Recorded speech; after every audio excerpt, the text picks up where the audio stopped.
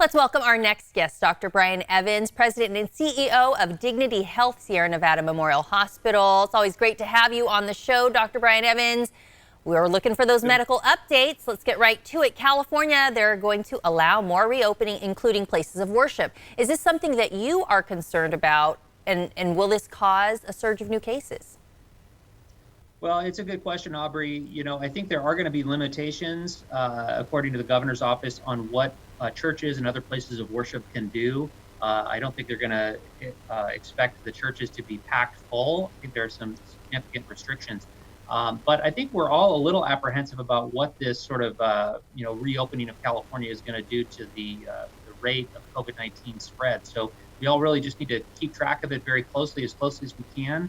This is where testing becomes very important. We need to be able to tell whether the number of cases is increasing over a period of time so we can adjust.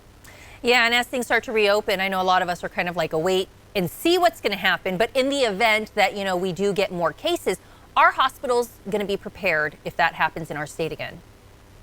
That's one of the things that people need to understand. On the front end of this whole recovery plan, the governor came up with some requirements for each county. It's sort of a checklist of things that they really need to have in place in order to make sure that they're ready to do some reopening of businesses and other places.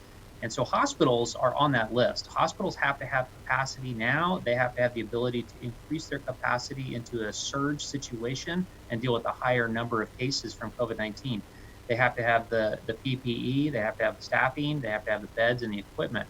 And so, all hospitals have been going through this process of making sure they have that capacity. So hospitals are ready. We're certainly ready here at Sierra Nevada, and I think that's an important part of this plan. Yeah, I think that's a great part of the plan. Now, the Centers for Disease Control and Prevention reported last week that their research now shows the virus doesn't spread easily via contaminated surfaces. So should we do things differently, or should we still be scrubbing everything down? What about those grocery bags? Good question. A lot of people have been scrubbing their bags down. They get a box from Amazon and they wipe the box down. I'm not sure that's necessary at this point. I think we need to be a little careful about what the CDC actually said. They didn't say you can't get COVID-19 from a surface. They just said it's much less likely than other ways. The main other way is, of course, getting it from another person who's coughing, sneezing, or even just breathing in your airspace. And those respiratory droplets are coming out and then potentially being inhaled by another person. So that's the more common way to get infected. But we do know that COVID-19 can survive on surfaces for some period of time, depending on what the surface is. And so I think that we need to be very cautious and keep washing those hands, make sure we do that hand hygiene, soap and water, very, very important. But as far as like cleaning every surface that, like grocery bags, I'm not sure that's required. And Dr. Evans, we talk about the information about COVID-19 and things change so quickly. So where should people go for the right information? It's been sort of dizzying, hasn't it? I mean, there's so many different sources of information, and everybody, it seems like, is trying to become an expert on COVID-19 and epidemiologists at the same time. And people are getting their information from so many different sources. People like you, they're getting it, from the news, they're getting it from the web, and it's tough. Normally in healthcare, doctors get information from their medical societies, they read journal articles, and things don't change this rapidly. With COVID-19, it has changed so quickly, and it's really been a scramble for people to keep up with it all. And the recommendations have changed from the beginning of this to where we are today. So I like to recommend people go to the CDC, the Department of Public Health, California Department of Public Health, and then every county has a website where you can look and see what the resources are, what the numbers are for your county, and you can check in on that, and it's updated on a daily basis. So I think those are the reputable sources. As a physician, we look at things like, journal articles that are peer reviewed. So we look at science and make sure that we're not jumping the gun on recommendations.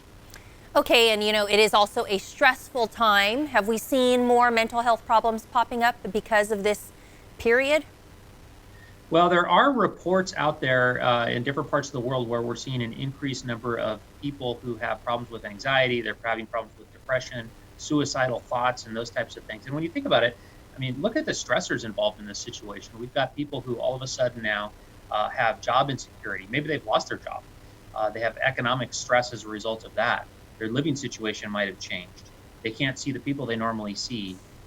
They're stressed out about COVID-19. Maybe they're worried about their health. There's so many things that people are worried about. The fear and the stress is significant. We know that impacts people. It impacts mental health. It impacts things like addictions. We've seen an increase in the amount of alcohol purchased this last month compared to a year ago. It's up like 50%.